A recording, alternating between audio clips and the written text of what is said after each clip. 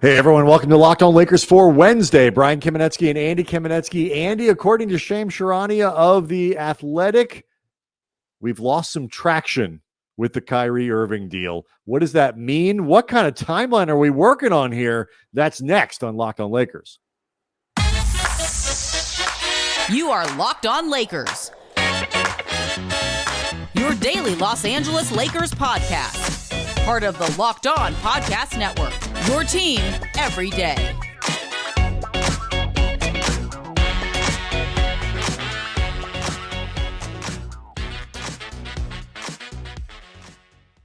Thanks to everybody for making Locked On Lakers your first listen of every day, Monday through Friday, no matter how you get your podcasts or where you get your podcasts. Never behind a paywall, always free. And Locked On Lakers on YouTube is where you go to get the podcast, generally speaking, a few hours earlier than the audio product. Plus, Andy, there's like visual stuff. We put up little memes and fun pictures and all kinds of stuff. So it's a different experience.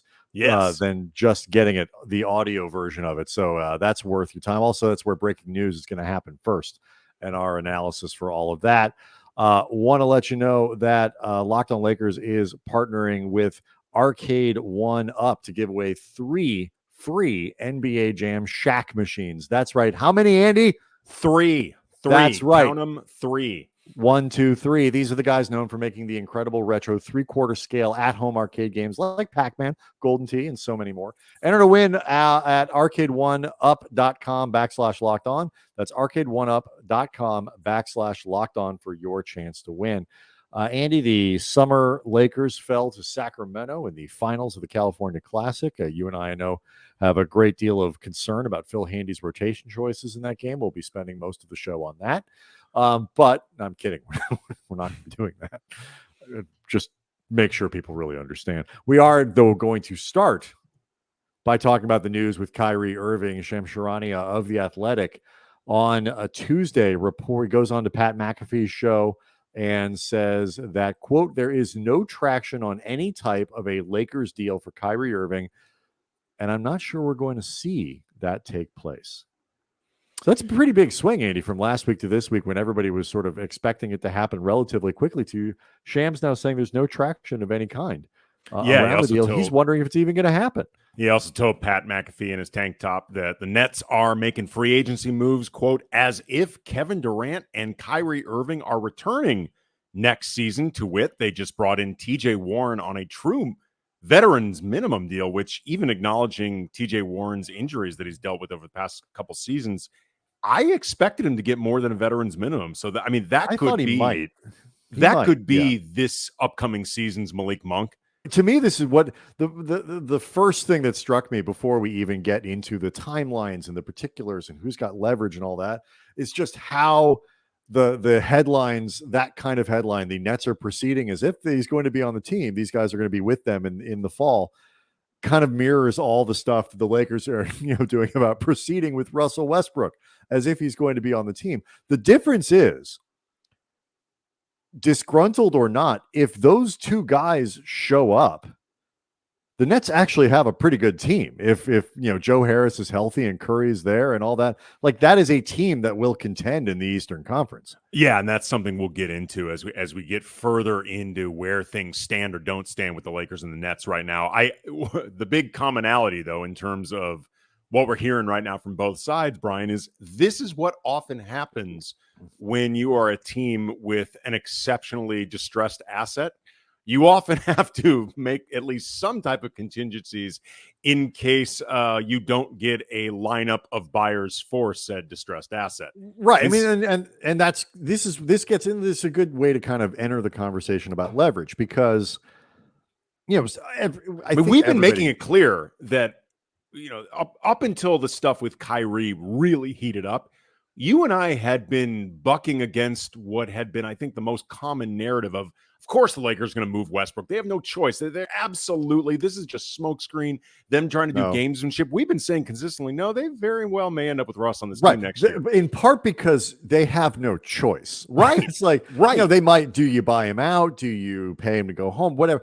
He's still here if you do those things. That is, we've been very, very consistent because we care about our listeners and our viewers, and we want to make sure that you guys are never hoodwinked and led astray. Dude might be here next season. Right. I mean, you can't trade Russell Westbrook to the Yakima Sun Kings. So this isn't like NBA 2K where you can just sort of make up a deal. Like somebody's got to want to take him. But like Durant, for example, you talk about distressed assets. Westbrook is obviously a distressed asset. Kyrie Irving is a distressed asset. But part of what enters into this is Durant isn't. So he just feels distressed, but right, he's not actually distressed. Right. Durant is distressed, yes. but he's not distressed, if you understand what I mean, personally. But unless he does the thing where he does like the Harden thing and just, is so unpleasant to play with, or just like Simmons just won't play.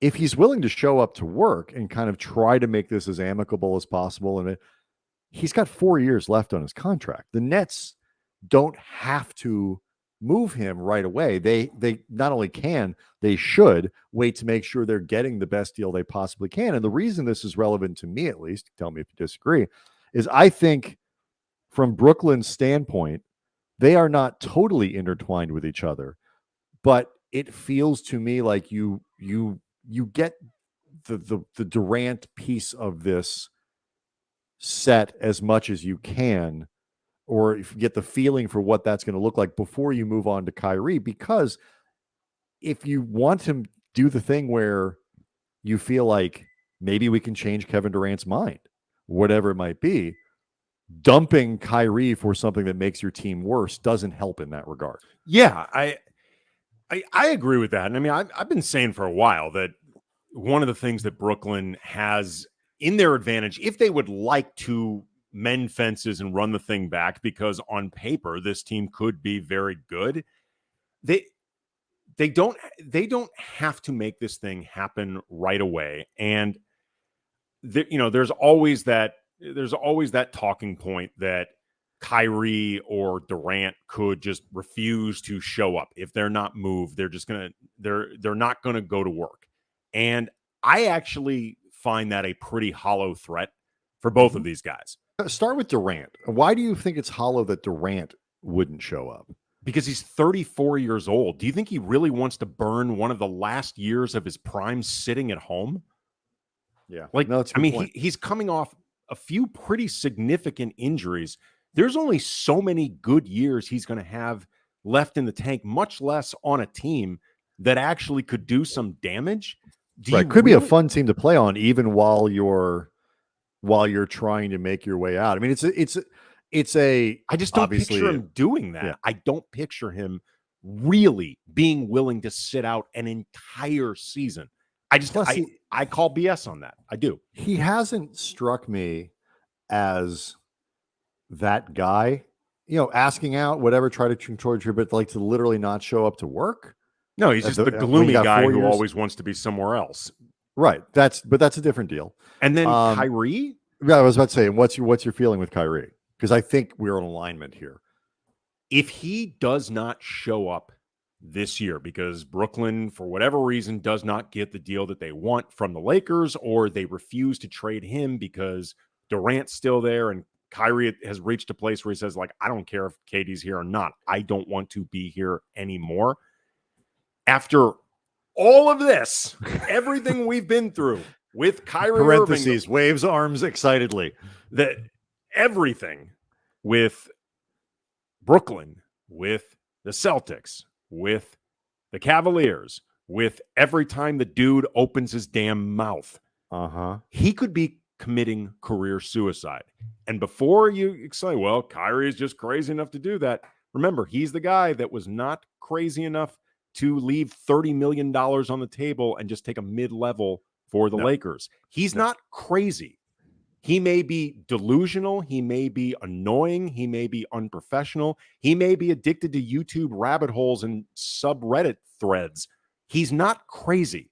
Right. And he's also not nearly as much of a sort of iconoclast as he would like you to believe. At least he did the most conventional thing possible. He took the money. Right. And if he wants to get one more deal, whether it's a max deal or whatever, he wants another deal. And I don't blame him. It's fine. Right. I agree. He sits out another year. He may be done in the NBA. there's certainly no teams are going to be real worried about committing think he'd get a anything more than mid-level. maybe he might get a year or two, but nobody's committing to anything long term with any kind of money for Kyrie. But so okay, that lays out sort of what's happening, the dynamics with the Nets and all that kind of stuff. So let's talk about leverage, because so much we got a lot of time between now and the regular season and now in training camp. And so, how this plays out is dependent a lot on leverage. The messaging you're going to hear is based on leverage. So much of this is going to be done based on leverage and perceived leverage and stuff like that. So I want to break down where you think each team might have some leverage over the other. And we'll do that next. But first, Andy, boom, shakalaka laka laka. I have big news. You have big news. We've got big news. The one, the only NBA Jam is back. Arcade 1UP, the leader in retro arcade games, is not only bringing the best game ever back, but they've made it bigger than ever with a, wait for it, Shaq Edition machine. Now, I remember, NBA Jam and, my guys, did a lot of damage with Charles Barkley and Dan Marley, did a lot of Stockton and Malone back in the day. People are obsessed with NBA Jam, and I'm thrilled to tell all of our Locked On Lakers listeners that you can once again play hoops with all of the dudes that I just mentioned and others, including Shaq, and jump clear across the court and set the ball on fire in one of the first sports games ever to feature real and digitized NBA licensed teams. No fouls, no free throws, no quarters. Compete with friends and family through Wi-Fi leaderboards, making you more connected than ever. You pre-order now from Arcade 1UP. That's arcade1up.com for an estimated early September ship date. This is the place to go to get the NBA Shaq Edition. We're giving away, Andy, 3 of them to a Locked On listener. Enter for a chance to win the game console for your man cave or any other part of your house. That's arcade1up.com/locked-on. You've got until July 8th to win this NBA Shaq Edition console. Don't miss out today. Who are you going to play with?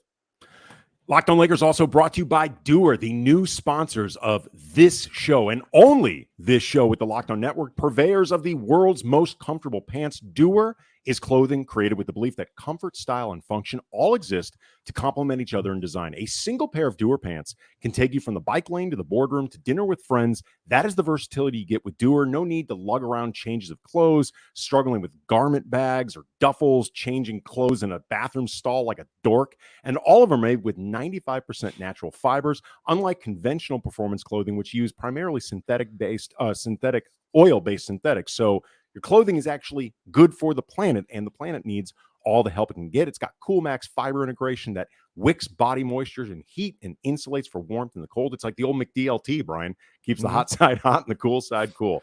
It's made with ultralight. That was really bad for the environment, that one. Also made with ultralight tensile, moisture wicking, and antibacterial. I had no idea, Brian, until we got into business with Doer, that clothes could even be made to fight bacteria, which makes everything else that I wear that may not be antibacterial feel really gross. Don't feel gross. Stop by the store in LA, 170 South La Brea Avenue. It's in Mid-City, or you can order online at shopdoer.com, DUER.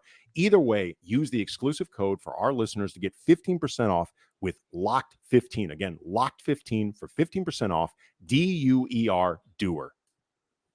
Okay, so, one thing I think fans need to understand is it's not weird that the timeline for this could look like now that it's going to start to stretch out. Everybody got really excited because it looked like there was tons of momentum. It's going to happen today. It's going to happen tomorrow. There is 10 weeks or whatever it is before the training camp starts. It's at the end of September.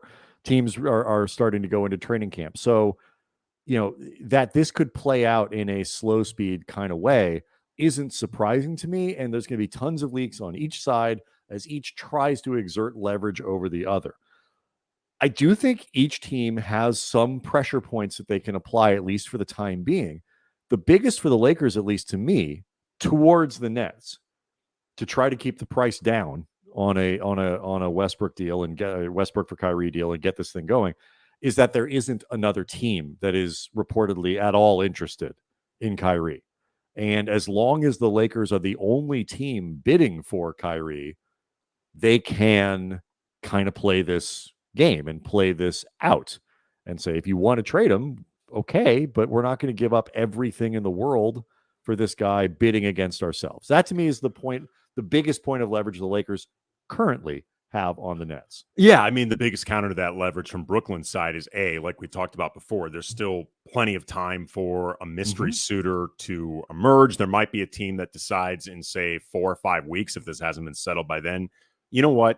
Screw it. We can make a better offer for Kyrie than clearly the Lakers are offering or willing to offer. And we will roll the dice on Kyrie being in the best frame of mind, being as cooperative as possible because he wants to extend his career. We feel like we are in the position where if we have Kyrie for a year, we can do some damage. And if we lose him, whatever, like what the Raptors did that one season with Kawhi. Exactly. And also, too, the other part of the counter to that leverage from Brooklyn's side is if they are at all trying to mend fences with Durant, like we talked about before, for as long as they are willing to keep that hope alive or believe there's a reason to keep that hope alive, they're not going to move Kyrie. That is, I completely agree. And that is why I think if you are measuring leverage overall, and by the way, the date on the calendar influences a lot of this stuff too. What is influential today might be less influential in a month, and even more influential again in 8 weeks. Or so a lot can happen. I do think the biggest thing that changes the dynamics here, especially from the Lakers end, is if another team gets involved, and then the Lakers, if they really do want Kyrie, have to stop. Can't screw around. And so the flip side of that is what leverage does. Because if the Lakers can say, okay, we're not going to bid against ourselves. Nobody else wants him. Okay, keep him if you want. We're not going to, kill ourselves to try to get him here. The leverage that Brooklyn holds is they turn around and say, all right, enjoy Russell Westbrook for the year because ain't nobody taking him off your hands. And that gets into pressure from the fans. That gets into pressure from LeBron. And I think what they're banking on is that by the time we start to get into the end of July, early August, getting into September, that if these reports about LeBron, lobbying for Kyrie to get here are true, Lakers fans, I did radio on Tuesday, are really utsy about getting this thing done. That pressure builds that the Lakers will feel forced to do something at much closer to Brooklyn's terms. Well, particularly if LeBron is letting Rob Pelinka know, I will not sign this extension unless I know Kyrie is going to be here for at least this upcoming season. Like, if you want to get me to commit beyond this coming season, I need to know Kyrie is at least going to be here, and I've got AD and Kyrie to go to battle with. I will extend at least one more season if I know that, but I'm not doing it until you dazzle me by bringing in Kyrie. Where it really gets tricky, Brian, is if Pelinka can honestly turn around to LeBron and say, dude, I've offered everything we can offer, and they're still saying no. Like, right. I can't make them trade Kyrie to us, but I cannot give them a better offer. What are you going to do? Well, that's what's interesting about this is that it's not like the Davis deal, for example, where there are different combinations and stuff. You add this guy, maybe you take this guy away, which second round picks, which pick swaps. How many of the All right, we'll throw in Josh Hart. Fine. There's a hard and fast cap to what the Lakers can offer here to make this work. And it's Russell Westbrook. It's the 2 first-round picks. It's, I guess a couple seconds. Can you do maybe some more pick swaps or something? There's not a... Depending how big you build it out, THT and none. That's it. Right. There's a limit to the amount of assets and the combinations that you can have. And from the Lakers' perspective, I personally, first of all, I don't consider Joe Harris, assuming you get a good medical evaluation on him, and the Lakers doctors will check it out, and he's got to pass a physical, and so on and so on and so on. I don't consider paying $18 million for Joe Harris into after this year. So you got 2 years at about 18 and then 19. I don't consider that a bad contract. No, I don't consider that problematic. So if that's a holdup for the Lakers that they're unwilling to take Harris, who by the way fills a positional need much more than Seth Curry, way more. Both of them have a skill set need that the Lakers need. I'll be honest with you. If I were up to me and I'm going to go all in by trading for Kyrie, I'm going to put that first pick in there. I'm going to throw in a couple pick swap. I'm going to do all this stuff. I want both. I would try to get San Antonio, to get Brooklyn to give me both of those guys, because in for a penny, in for a pound at this point, what does saving one first round pick do for you at this point? You are out of assets, functionally speaking.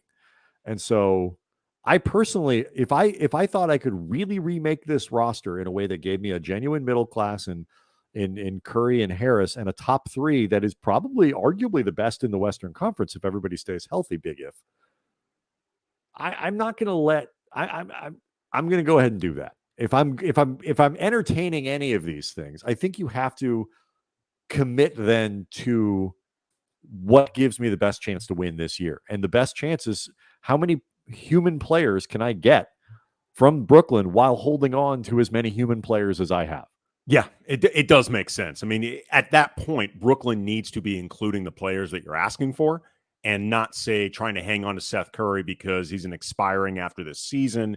They think that they can flip him somewhere else for something of value they want different, whatever. Like, right. Brooklyn needs to be playing ball. Otherwise, you actually are overplaying. I think there's a potential for that. And again, all this happens after sort of, at least, if we're correct, certainly could be, I think, happening in the context of a Durant deal is going down. That part of it is taken care of. The Nets really know what the rebuild looks like and all that kind of stuff. It's Ben Simmons and whatever they get back, and they're building from there. It's just, it is rare when you have this whole situation where you have all the stars have less leverage than normal, and the teams sort of have less leverage than normal. In some ways, it's a very bizarro NBA standoff. I mean, it's just different than some of the ones that we've seen in the last few years. Yeah, I mean, again, I think Brooklyn has more leverage than is commonly reported. The biggest, more than the Lakers. Yeah, they do have more leverage than the Lakers. The biggest point of leverage, and this would be fascinating before we go on to the summer league and sort of what we saw from these guys, would be if the reports of Joe Tsai, the owner of the Nets, who is a very, very wealthy man, and reportedly somebody who does not like the idea of having terms dictated to him in this context, went into true double middle fingers mode and said, I am not rewarding you guys for blowing up this thing that I enabled you to build. And I put my support and my trust and my resources behind you guys, and you ripped it apart this quickly in a lot of ways for no real reason. You know what? You may eventually end up off this team, but you ain't going to be dictating the terms of it. And who knows if he'll actually go through with it. But if there's any validity to those reports, that would be an incredible point of leverage from the Nets side. Yeah, stay tuned. A lot more is going to be coming, and this could be one of those slow speed things, kind of until right up the very end when all of a sudden it gets done. Let's turn to then the summer league. There's a little bit of free agency news that happened on Tuesday that's worth a mention, and the Lakers have started their summer league stuff in kind of intriguing in certain ways, and we'll talk about it next. Locked On Lakers brought to you by BetOnline. BetOnline.net, your number one source for all your betting stats and sports info. Find all the latest sports developments, league reviews, podcasts, and news, including Major League Baseball, boxing, MMA, NFL futures, and more. It is never too early to start betting on the 2023 NBA champions. No surprise, Golden State. They are the clubhouse leaders at 6-1 with the Phoenix Suns as of the latest odds. They have shifted from 9-1 in mid-June to now 6-1. Since Kevin Durant has reportedly the Suns at the top of his wish list. From there, you go Celtics, Clippers, Bucks, and then your Los Angeles Lakers. Right. Kyrie Irving, a rumor, is pushing that one up the board. Yeah, they've gone from 20-1 to 10-1 since mid-June. The Nets have fallen from 8-1 to 40-1. By the way, might not be a terrible I would bet. put $100 on that just in case this whole thing stays around. Yes, just in case they decide to run it back. You're never going to get better odds on a potential contender. Bet Online, your continued source for all your sporting wagering information, from live betting to playoffs, esports, and more. Head to the website today. Use your mobile device. Learn more about the trends in action. Bet Online, where the game starts. So before we dive too deep in the summer league, the Lakers have a couple roster spots, which is relevant, sort of why you talk about summer league, and that kind of stuff. The Lakers have a couple roster spots open, two, I believe, assuming guys like Max Christie make the team, which he will. They've been attached to Thomas Bryant, former Laker, hurt himself playing in Washington, but is now a free agent. Probably looking for a little bit more than the Lakers can offer. But, other than that, not a lot of names that are out there. One guy that passed by the Lakers had an option of picking up, I was a little surprised they didn't, was Isaiah Roby. He was squeezed in Oklahoma City, who have 8,000 players under 25, and just no space for him on their roster, put on waivers, and was claimed by the San Antonio Spurs, who I believe were either 7th or 8th on the waiver list, one spot behind the Lakers. Roby is a guy who averaged, about 10 points a game, can rebound a little bit, can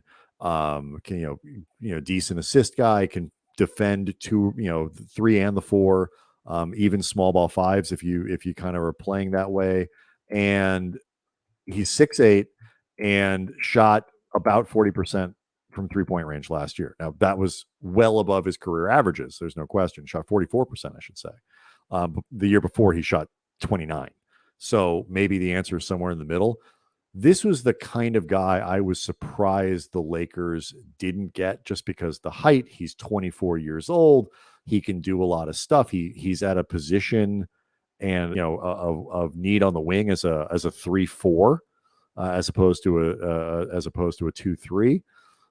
I don't know what the problem was. He expires at the end of this year. The Lakers just obviously didn't like him.